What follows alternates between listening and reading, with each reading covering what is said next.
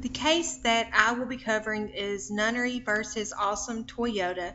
Jurisdiction is Mississippi.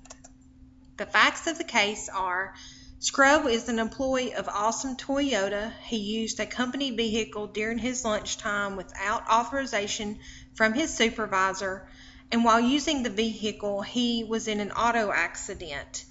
The injured parties in the other vehicle are suing Scrub, Rachel, who's the secretary that gave him the key to the vehicle, the Awesome Toyota as a company, and then Billy and Baxter Biz, who are the partners of Awesome Toyota.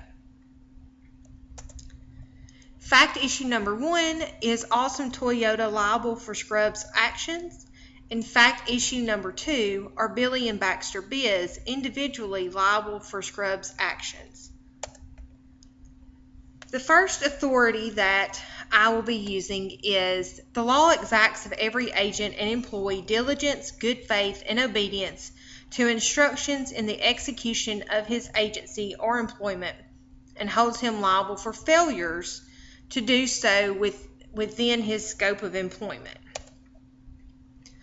Another supporting legal authority is it is of course established that the master is responsible for the torts of his servant only when they are committed within the scope of his employment. The test used in determining whether an employee's torturous act is within the scope is whether it was done in the course of and as a means to the accomplishment of the purposes of the employment, and therefore in furtherance of the master's business.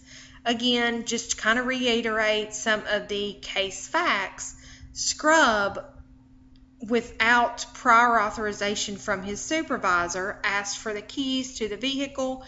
This particular vehicle was a loaner car that was often used when a customer would come in and have their vehicle serviced. They would give them this car. Scrub used the car during his lunchtime and was in an auto accident. Well, he was using the car for his own benefit during his lunchtime, which was not within his scope of employment.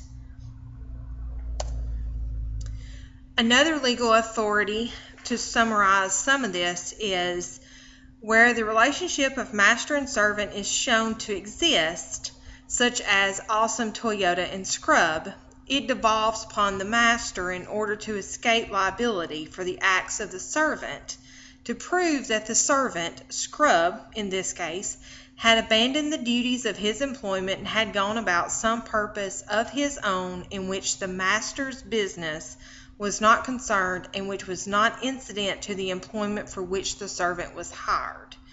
So during his lunchtime, that, joyriding or even using the vehicle during his lunchtime was not part of his employment. That was not outlined in his duties when he was hired, and so it fell outside of his scope of employment.